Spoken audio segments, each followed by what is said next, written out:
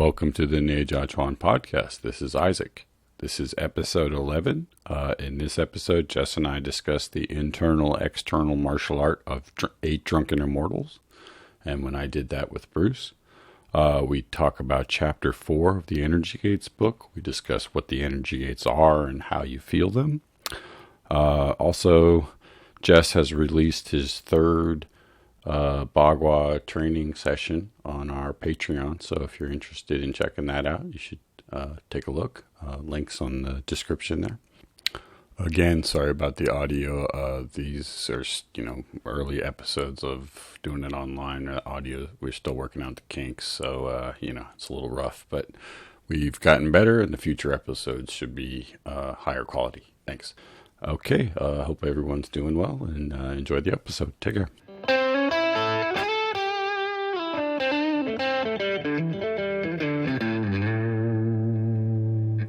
Welcome back. Moving forward through the opening energy gates of your body forward here, we're talking about the biography of the author.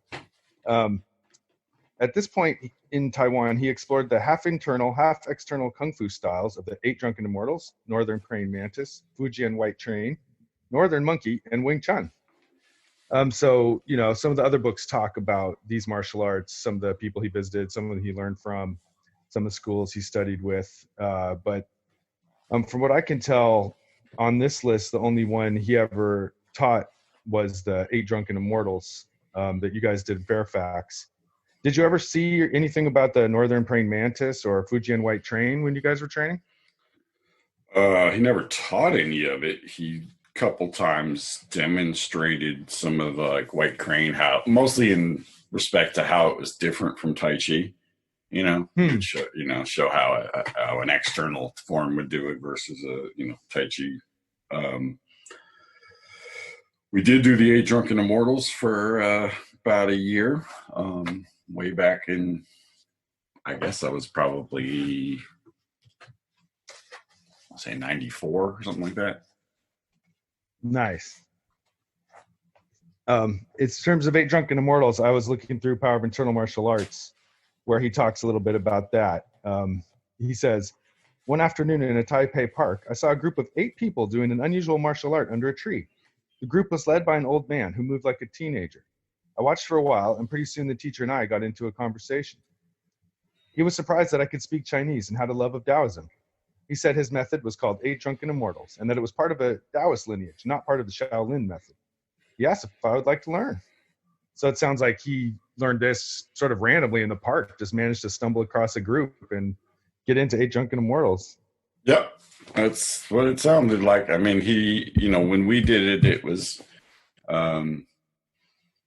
primarily technique based. It didn't have a lot of forms. So it was kind of, here's a feeling of, a type of application or whatever, like a happy drunk or a lost drunk or a drunk that wants to give you something. And then that would kind of carry into a movement, right? And you sort of do a particular application, but it wasn't like this is the movement. And then it was more like this is the sort of way you move, this is how you're moving. And then here's an application that can come from that type of motion. So it was a lot of, there wasn't any extended forms. There were just movement and feelings you're trying to accomplish. Yeah, it was more like he'd slap you in the head, and then that was, that's how you get the technique. It was the only time that we really did any sort of free sparring stuff. We would all stumble around the room doing the drunken kind of get it going thing, and then you would roll into somebody, and then that would start kind of a push hands thing with them a little bit, and then that could carry up, and then by the end of it, you'd be rolling around on the ground with doing ground fighting stuff with one guy, and then sort of bounce off of him, and then fight somebody else for a minute. So that was kind of fun. So could you describe that? Could you describe that opening movement that you would do to sort of get the energy going? So the first thing was sort of, if you took a basic standing posture, the Energy Gates thing, you were with one or both hands stirring below your feet, and then you would bring the as you put it, the immortal elixir up from the ground, and you would drink it from, an imaginary glass. And there were different. So over your head, you left your hands? Yeah, up above your head and then down. So the first one was, you imagined it like a really long flute, like a English, one of those really long things with the ball on the bottom. So you had to hold it with both hands and tilt it way back, right? So and then that thing, as it hit your foot, that would be the bounce back up, and you'd start to move. So it was kind of like a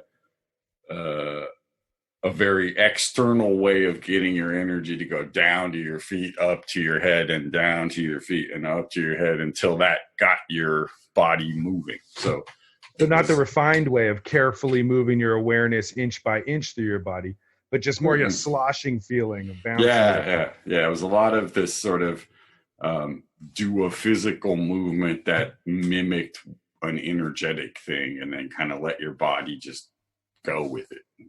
It was a lot of fun. That was it really got the sense of like, oh, this is how you fight.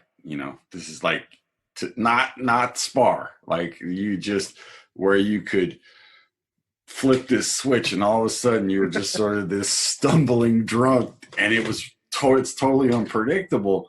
So it was like really hard to read what you're doing. So, the line that stuck with me was, you can't know what I'm doing if I don't know what I'm doing.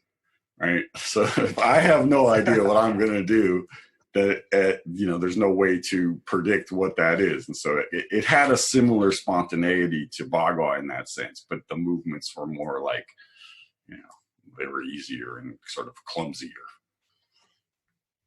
And loose. I get the sensation of those loose whipping strikes that he likes to do sometimes. Right. Your whole body's just whipping along.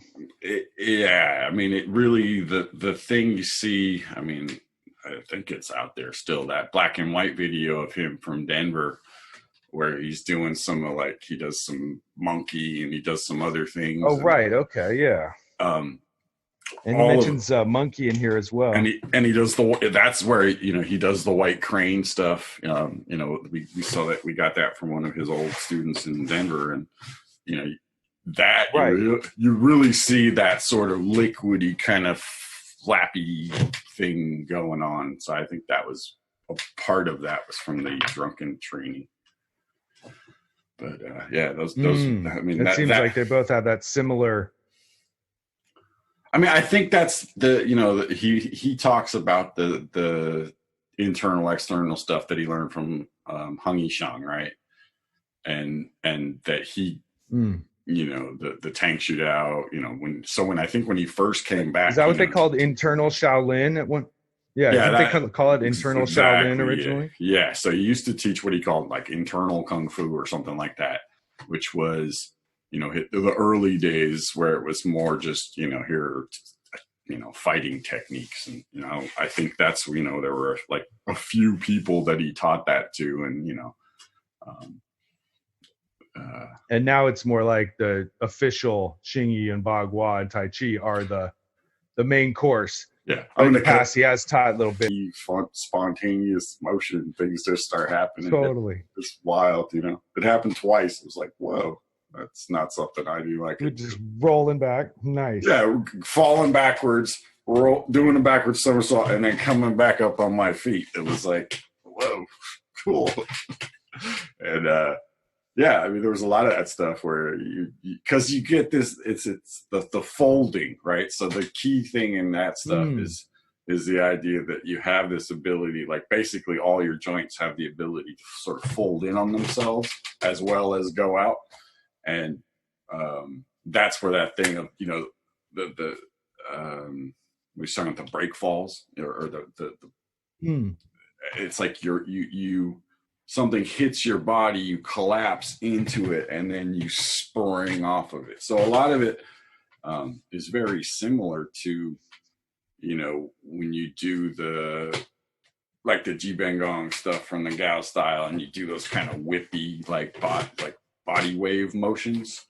It's like that's, and you get that kind of little bit of a wave through your You're spine. shifting your weight and you're whipping your arms kind of, and you get a and you get a sort of wave through your spine and through your torso, and but it's that, but without any, there's, like I said, there's very little form to it, so it's just kind of takes you wherever you want it to, and then if you start going in a direction, you just fall into that direction.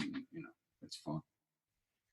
One of the drills we did one time is where you lay on the ground and you roll like a barrel sideways, barrel roll. I don't know the name for that, but you roll sideways across the floor. Yes, that was a big part. So what we would do is you'd roll. It was a basketball court, so you'd roll one way, roll back, and you were tucked in like you were wrapped inside a carpet or something.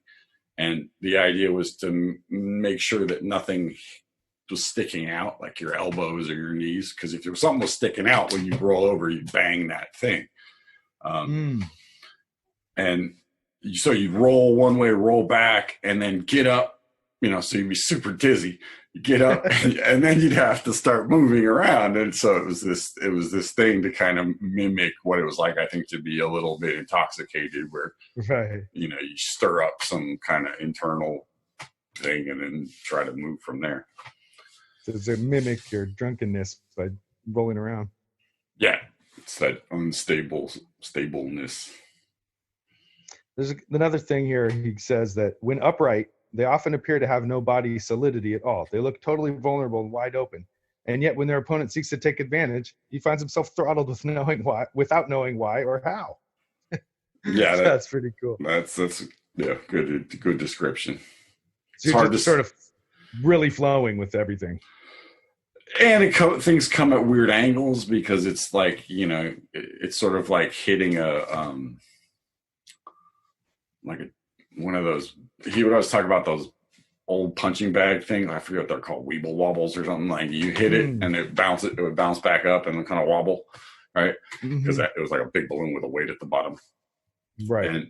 And that kind of just weeble wobbling back and forth. There was like weebles wobble, but they don't fall down. I don't know the reference, but that's what he used to say. It was an old toy. Yeah, it's an old toy, and right. And I think the idea is that your feet are like heavy and sort of rooted, but everything is kind of wobbling in between your head and your feet. And, so he says here that in some ways, I would say 8 Drunken Immortals took the flexibility, falling skills, and special ability to move in all directions of monkey boxing to the next step. However, it substituted playfulness and a sense of good camaraderie for Monkey's viciousness. So it sounds like Monkey has a little more edge to it, maybe, and Drunken is a little more forgiving. It's that animal versus human versus spiritual thing he talks about in there, about when you embody an animal nature, it's kind of just, and how, like the bigger, faster animal wins. The 8 Drunken Immortals had this thing of, it wasn't the compassion quite of Tai Chi where, but it did have this thing of like, one of them was, as the guy would punch, you'd let it in and you wrap your arms around him and give him a big hug as you bent his spine in half and slammed your body weight on top of him. But the technique was like, basically, come here, let me give you a hug, and it was just... So he says a lot more about 8 Drunken Immortals in here. But at the end, he says that the chi work of drunken boxers makes their bodies become very light or heavy, gradually or instantaneously. So that maybe has something to do with that lifting high up over your head and then boom, dropping straight down. On an energy level. I think the only modern thing I could, that people might have a frame of reference to is the Systema stuff. They do some of it. Okay. So they have a little bit of that sort of loose, floppy thing going on. I think that all kind of comes from that same source of some, old school, who knows what boxer type of thing, where what they would call a drunken boxer or, a dog boxer, these different kinds of like, drunken boxers were loose and floppy, dog boxers were low to the ground, and bird, was jumping around and flapping. They had these more animal kind of, but they weren't specific styles. It was more like, it was more of a seems group. old-fashioned, ancient thinking. What? Okay, so just to finish off, 8 Drunken Immortals includes a full range of chi techniques developed in both separate chi exercises and form movements. In the beginning, a drunken boxer deliberately seeks to draw universal divine energy into the body from the heavens. That's pretty cool. He's like, there's no acting involved. You're really supposed to feel the energy pouring down into you, into the 3 dantians of the body, and move it between the 3 like a living force. And next from each of the dantians to anywhere in the body for specific effects. So, I mean, that's pretty darn cool. Yeah, we never got that far with it, but what we did work on was moving your center of gravity up and down your body, which is kind of an interesting. That you can change where your fulcrum is inside your torso, and that gives you like a different kind of. That's how you make the wave. So, yeah, that's a fun one. Moving forward to Chapter 4, opening the energy gates of the body. What are the energy gates? The energy gates are major energy relay stations of the body, where the strength of the life current, chi, moving through the system is regulated. Many gates are located at joints, or more precisely, the actual space between the bones of the joint. So those are the areas you want to dissolve and clear out blockages as you begin your training. Yeah. Wow. Okay. So that's the energy gates. Right. So now you move into the, what I refer to as the faith part of this thing because when I first started, he's talking about energy gates and life forces. I didn't know if I believed in any of that stuff. I was like, all right, sure. And so for me, it was like about, all right, well, I can feel the space in between my joints, or, that's a thing I can kind of relate to. And then what you notice is that there are recurring sensations, right, in certain places. And as you get more refined, those places start to become like little shapes, and so your body is made up of all these little shapes. And then within these little shapes, you start noticing, to me, what felt like little light bulbs, right? You have like little Christmas tree bulbs inside of these things. So when you smack your hand on the, table or chair by accident and it starts throbbing, if you feel it, you'll start to notice there's a throb in certain places, and that's sort of the, you definitely can feel it when it hurts, but you can also, you can also gently kind of rub your, like lightly run your finger on it or tap your, finger on it. That was always the way we do it in the class. You'd sort of tap, on a spot, and it would wake it up to the point that something was happening in there, whether it was blood flow or whatever. And, at some point you say, okay, well, the way I'm going to describe these feelings is I'm going to call them energy gates, right? Because I need a map, I need a road map, and I need a way to describe the things on the road, right? So, it's like energy gates are like checkpoints, that these lines of, life force energy move through. I'm sure if you did stuff with with those, nerve stuff and, scanning the body, you'd see some correlation to that, because, the felt sensation of your nerves to where your chi is moving is fairly similar, right? So a lot of people, when they first start to try to feel chi, what they're feeling is the nerves sort of, firing, and that as they become aware of that, there starts to be a sense of heat, blood flow, all this stuff. And again, these gates are just little markers along the way, and you sort of feel these spots, more than Right. more that, they have a little bit brighter light in them than just the blank parts in between.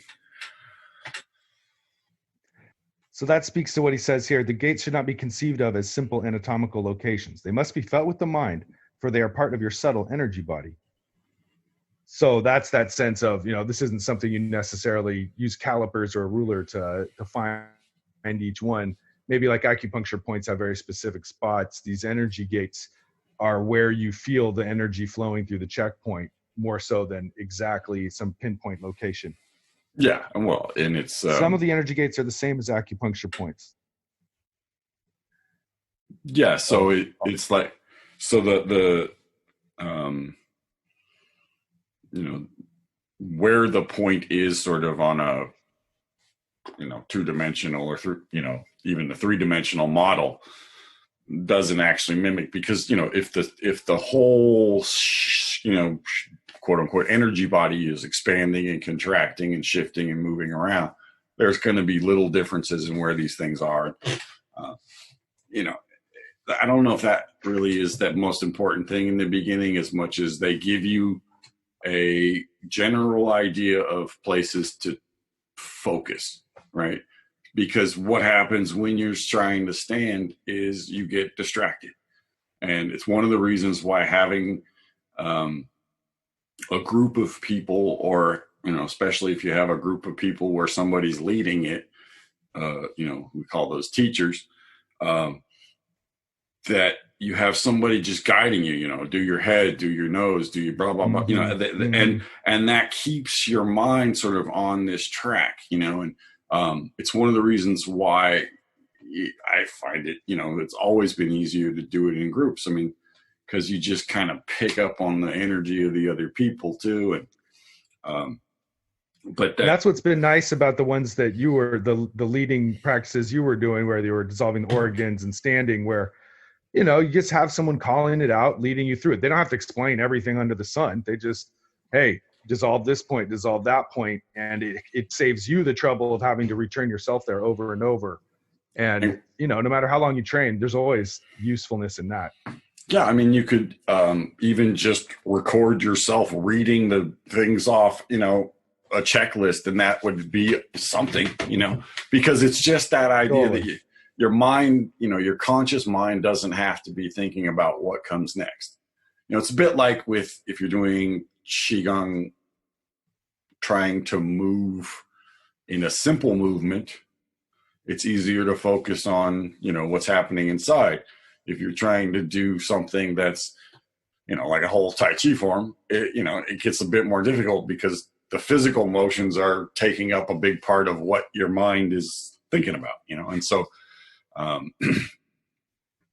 the more of your attention you can focus on one thing, it's just, makes it easier. You must learn to feel these points in order to channel the flow of your chi, to stimulate the subtle body to the greatest extent possible. The object is not merely to visualize the gate, but to feel the gate precisely, so you can learn to increase or decrease the amount of power flowing through the gate, using your will with the same amount of ease with which you can now open or shut your eyes, mouth, or hands. So it's a very mechanical, straightforward action you're taking, not necessarily something amorphous and sort of in your mind. Yeah, I mean, that's where, again, at first it's just, okay, I got to build, have some faith that this thing exists. Yeah. And until you can actually feel it, and then you go, all right, well, there it is. And I think the best analogy I can give is, if you don't know anything about music and you listen to music, you listen and you just hear the general sound of the music, but you don't know if it's a C chord or an A chord or an E chord, right? And you definitely don't know if it's a seventh or a minor chord or any of that stuff. You just hear it as music. Where if you understand the structure of music, you're going to hear that same thing in a very different way. And it's the same kind of thing. I mean, the example I always give is, think about an orchestra. If you listen to 100 people playing, how many people can you hear, right? How many individual people can you point out and say, that guy's playing this? And then how many of those people can you tell if they're making a mistake?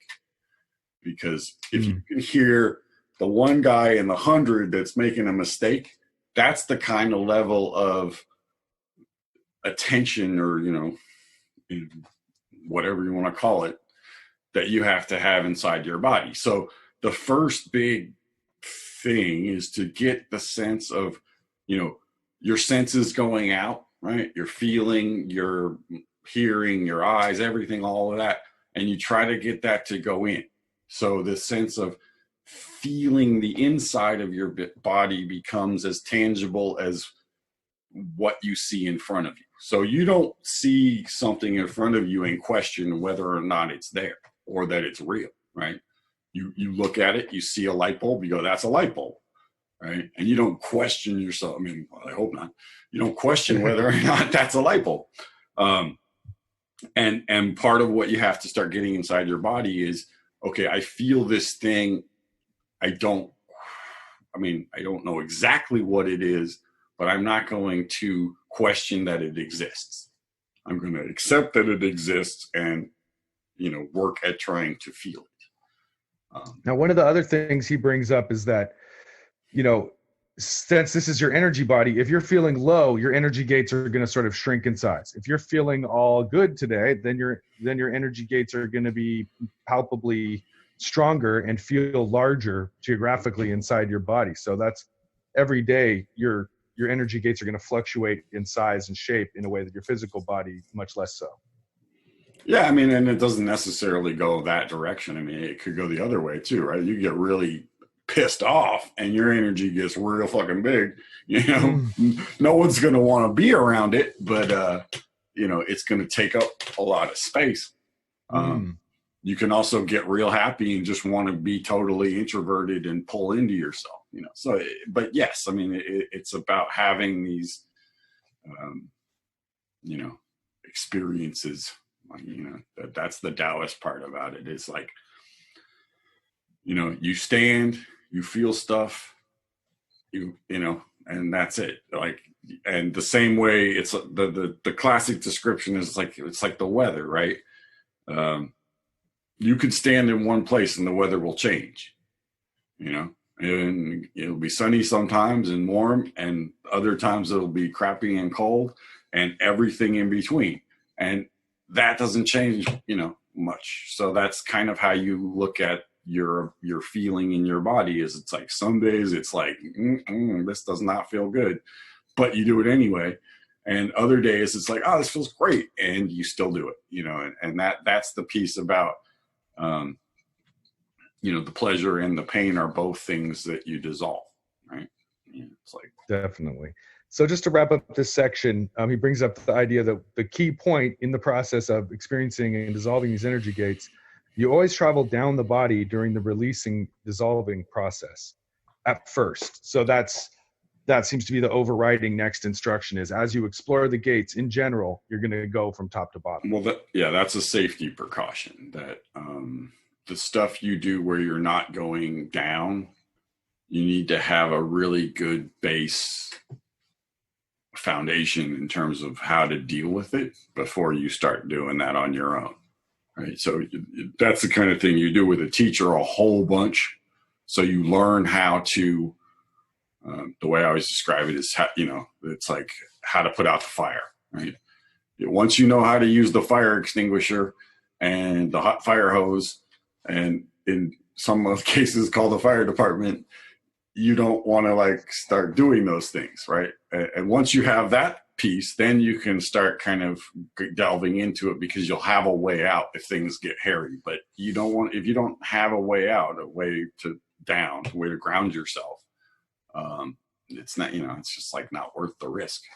So that downward sensation of energy constantly dripping, sinking downward, that gives you this grounding that allows you to do maybe more out there type practices, but you have this sort of grounding down through your legs, through your feet into the ground. Right. So you'll always have some protection maybe, or just a solid basis. I mean, I've seen it a few times where people do things and they bring up a lot of energy, and, it takes them several hours to come back down, and it's like, that's not great. You want to, so part of it is being able to, at the end of your practice bring everything into you and settle it, the same way you would if you did, if you were doing Shingi or Bagua, that, at the end of your thing, you do some circles with your arms to store everything in your belly, or, if you're doing Tai Chi, you do the closing movement is about bringing everything into your belly and quieting it all down so that it's like it doesn't agitate your system. Right, and that brings up the whole thing that's both of us have seen happen before in big groups of people dissolving, where suddenly you'll hear a crash off in the distance and jump out and look over, and sure enough, somebody dissolved and fell down because they weren't, they started dissolving down into their legs, but their mind wasn't present, and they were sort of over exerting their energy system, and so they sort of like lost their balance and tipped over. Yeah, that downward flow helps prevent that. Yeah, and it's that feeling of, I think, where it's a bit like dropping in an elevator or something. You kind of get a wobbly sometimes if it goes too fast. That's sort of what happens. It's kind of like getting seasick, I guess, maybe, where you have this internal sense of you just don't feel right, and then you just kind of get dizzy and boom, I've seen it, happen. Might happen to some guy in my first class. It was like, whoa, that's a trip. That's crazy. Yeah. But it's also, can manifest in much more subtle ways. And it could just be that after you finish practicing, you just feel agitated and like not settled and kind of like, easily, annoyed or whatever. And so part of it is to just kind of make sure that because you're in a sense, like you can think of it as an antenna, right? You've turned up your antenna to start to feel things. Right, to really get sensitive about stuff, and you don't necessarily want to have your antenna up all the way when you go out into the world, right? You want to modulate that thing, bring it down a little bit, so that everybody around you is not, freaking out your little feelers, Well, it feels like a good place to end for now. All right, great. Hey, it's Isaac again. Just a reminder to like and subscribe. Also, check out our website, www.watertradition.com. There's some free Zoom classes going on Sundays on standing that, relates to the stuff we've been talking about in the book, as well as classes on Shingi and other things going on. So check it out. All right, take care.